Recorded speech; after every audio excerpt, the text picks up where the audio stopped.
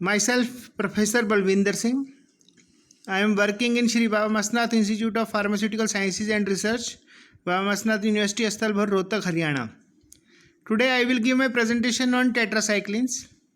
I am very thankful to my son Mr. Ashish Saini for typesetting and media recording of this presentation.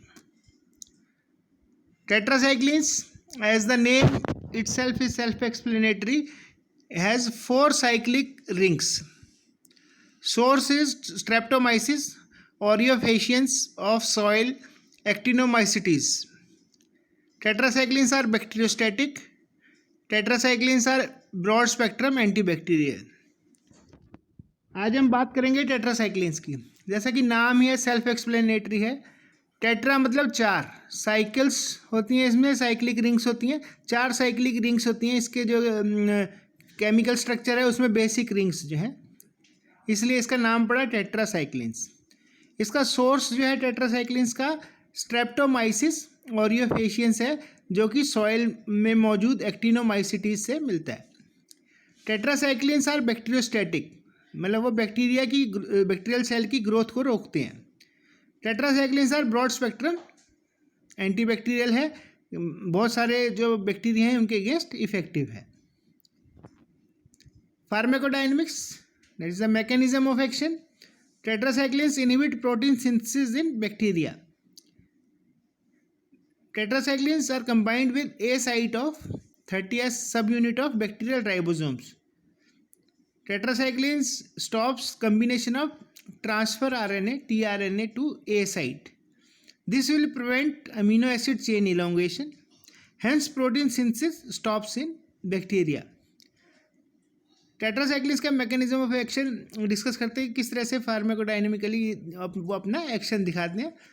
जैसा कि tetracycline bacteriostatic हैं, तो वो जो है बैक्टीरिया की ग्रोथ को रोकेंगे, और बैक्टीरिया की ग्रोथ के लिए proteins is one of the essential part. तो जो टेट्रासाइक्लिन्स है वो बैक्टीरिया में प्रोटीन की जो सिंथेसिस है उसको रोक देते हैं. अब बैक्टीरिया में जो प्रोटीन बन रहे हैं वो बैक्टीरियल सेल के अंदर जो राइबोसोम्स हैं वहाँ पे बनते हैं. तो टेट्रासाइक्लिन्स जो है बैक्टीरियल राइबोसोम्स में मौजूद 30th सब यूनिट के ए साइट के साथ कंबाइन कर जाते हैं. ये जो कम्बिनेशन है टेट्रासाइक्लिन की और जो ए साइट की जो बैक्टीरियल सेल के अंदर है, ये फर्दर स्टॉप करती है combination of A site with transfer RNA tRNA. जब ये जो है ट्रांसफ़र आरएनए ए साइट के साथ नहीं जुड़ेगा, तो जो अमीनो एसिड की जो चेन इलोंगेशन है, यानी चेन जो लंबी हो रही है, जो ग्रोथ हो रही है अमीनो एसिड की चेन की बढ़ रही है, जिसके कारण बैक्टीरियल सेल की ग्रोथ होगी, वो रुक जाएगी. इस वजह से जो प्रोटीन सिंथेसिस है बैक्टीरिया में वो रुक जाएगा, और जो है अल्टीमेटली या तो बैक्टीरिया खुद ही मर जाएगा या बॉडी की डिफेंस पावर उसको डिस्ट्रॉय कर देगी. Coming to the spectrum of tetracyclines. Tetracyclines are effective against large number of bacteria shown in this slide, like S. aureus, S. pyogenes, MRSA, enterococci, pneumococci, and gonorrhea, and meningitis, clostridia, coryn bacteria, listeria, B. anthracis, V. cholera, C. granulomatis, H. ducreyi, brucella, T. pallidum, rickettsia, chlamydia, E. histolytica, plasmodia. Hence they are effective against a large number of gram positive and gram negative microorganisms. So we can call them broad spectrum. Tetracycline जो है एक broad spectrum जो है anti microbial agent है. वो जो ये इस स्लाइड में जो दिखाए हुए माइक्रो ऑर्गेनिजम्स हैं उनके अगेंस्ट ये इफ़ेक्टिव है. ये जो है ये ग्राम पॉजिटिव और ग्राम नेगेटिव माइक्रो ऑर्गेनिज्म है, इसलिए हम इसको broad spectrum antimicrobial agent भी कह सकते हैं, एंटी बैक्टीरियल एजेंट भी कह सकते हैं. Tetracycline classification. Tetracycline based on the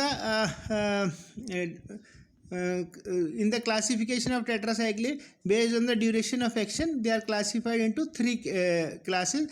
One is the short acting, which acts for 6 hours with a single dose.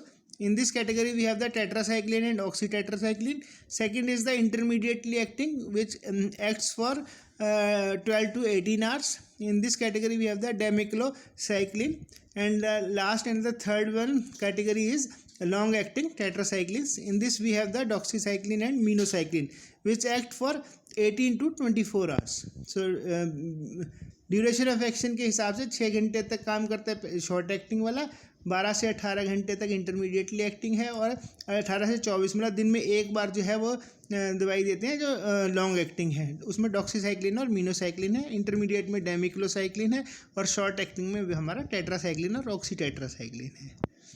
फार्माकोकाइनेटिकली अगर हम देखें तो जो है they are orally administered, well absorbed orally given, but food interferes with absorption of short and intermediately acting tetracyclines. The long acting has the advantage that food does not interfere with the absorption, so there is no need to worry about the absorption part even if the patient has taken the food. Tetracyclines form chelate with calcium, so it's better to avoid taking the natural source of calcium, that is the milk and the antacids and other sources of food which contains calcium. So when chelate will be there, that will further reduce the absorption. So this chelate with calcium is deposited in the developing teeth.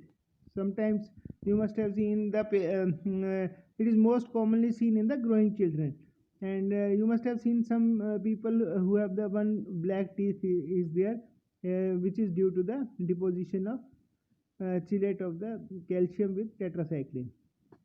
They are widely or broadly distributed. Tetracyclines are metabolized in liver and they are excreted in urine, short and intermediately acting, and in bile, that is the GI tract, the long acting tetracyclines. अगर हम pharmacokinetics की बात करें तो जो है orally जो है वो टेट्रासाइक्लिन जो है टैबलेट या कैप्सूल के फॉर्म में लिए जाते हैं. टेट्रासाइक्लिन जब लेंगे तो जो फूड है वो शॉर्ट और इंटरमीडिएट एक्टिंग टेट्रासाइक्लिन के साथ जो है इंटरेक्ट करता है, इंटरफियर करता है, उसकी एब्जॉर्प्शन को कम करता है. खाने के अंदर मौजूद जो कैल्शियम है वो चिलेट फॉर्म बनाता है. जैसे दूध है या एंटासिड्स हैं कैल्शियम वाले, तो वो जो है चिलेट फॉर्म बनाएंगे तो जो है वो टेट्रासाइक्लिन कम एब्जॉर्ब होगा. और कई बार जो है ये चिलेट जो है ये जो कॉम्प्लेक्स है ये जो है दांतों के अंदर डिपॉजिट हो जाता है, तो दांत काले से हो जाते हैं. जो ग्रोइंग चिल्ड्रन है उनमें कॉमनली देखा गया है, अगर वो टेट्रासाइक्लिन लेते हैं तो उनके जो दांत के अंदर काला जो है इकट्ठा हो जाता है मटेरियल. नो जो टेट्रासाइक्लिन है ये ब्रॉडली डिस्ट्रीब्यूटेड है, widely distributed all over the body है.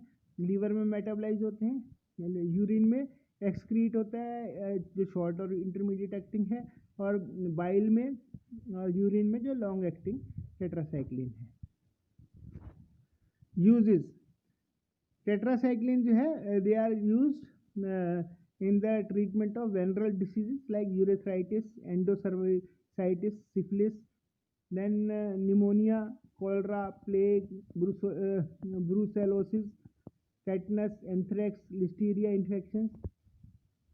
टेट्रासाइक्लिन जो है इन बीमारियों में यूज होता है, जैसे वेनरल डिसीज है, यूरेथ्राइटिस है, सर्विसाइटिस है, जो यूरेथ्रा है उसमें सूजन आ जाए, या सर्विक्स में जो है फीमेल्स में जो है उसमें सूजन आ जाए, या सिफिलिस हो किसी को, निमोनिया के केस में भी यूज है, कॉलरा हो जाए. प्लेग आजकल तो नहीं है लेकिन बीच में जैसे कुछ साल पहले था कि प्लेग है, तो उसमें जो है ये tetracycline are effective. Then the brucellosis है, टेटनस है, एंथ्रेक्स है, लिस्टीरिया इन्फेक्शन है, तो इस केस में जो है टेट्रासाइक्लिन जो है वो वाइडली यूज होते हैं. So that's all about tetracyclines. I am very thankful to you for listening patiently to my presentation. In case any query is there, you can ask me. My mobile number and email ID is given. In the end, I acknowledge the contribution of my son, Mr. Ashish Saini, for typesetting and media recording of this presentation. Thank you very much. Good day.